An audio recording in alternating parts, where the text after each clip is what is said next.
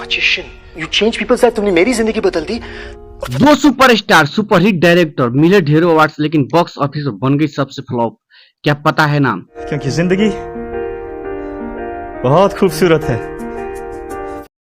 फिर चाहे वो 7.25 पाउंड की हो या 100 ग्राम की.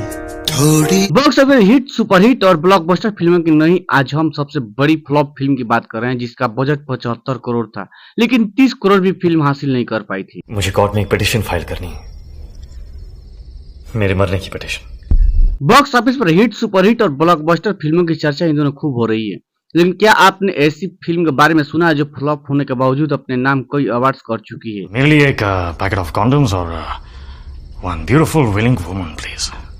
इतना ही नहीं, इस फिल्म में कोई एवरेज यानी न्यू कमर नहीं, दो सुपरस्टार नजर आए थे और डायरेक्टर भी सुपरहिट थे. आधे घंटे में आपका सूप और उसके साथ आपके फेवरेट गार्लिक ब्रेड स्टिक्स आ जाएंगे. 75 करोड़ की इस फिल्म बॉक्स ऑफिस केवल 29 करोड़ की कमाई भारत में की थी, जबकि वर्ल्ड वाइड कलेक्शन बस 61 करोड़ ही पहुंच पाया था, जिसके चलते यह बॉक्स ऑफिस की अब तक की सबसे बड़ी फ्लॉप साबित हुई थी. क्या बता पाएंगे अब नाम? जब तक मैं ना बुलाऊं, stay right here. Right here?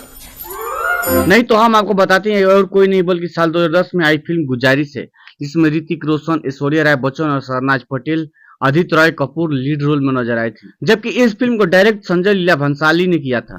Leave now. So I don't think your servant likes me very much. वहीं अवार्ड्स की बात करें तो 39 नॉमिनेशन और 14 अवार्ड्स हासिल करने वाली गुजारिश के लिए ऋतिक रोशन को बेस्ट एक्टर और ऐश्वर्या राय बच्चन को बेस्ट एक्ट्रेस का खिताब भी मिला था. Now smash it on the ground. What?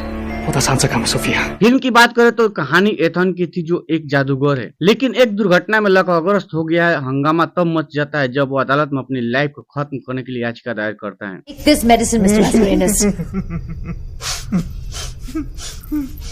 Ethan के रोल के लिए ऋतिक रोशन ने लगभग 20 पैरालाइज रोगियों पर रिसर्च की थी, ताकि उनके बिहेवियर और एटीट्यूड को समझ सके. जब कोई नहीं होता तब इसी के चलते ऋतिक रोशन को फिल्म फेयर अवार्ड्स के लिए बेस्ट एक्टर के लिए भी नॉमिनेशन मिला था, लेकिन माय नेम इज खान 2010 के लिए वो शाहरुख खान से हार गए थे, हालांकि जिस सीने अवार्ड्स में वो खिताब उन्होंने हासिल किया था. मैं सोचने की कोशिश कर रहा हूँ about your beautiful sexy naked legs.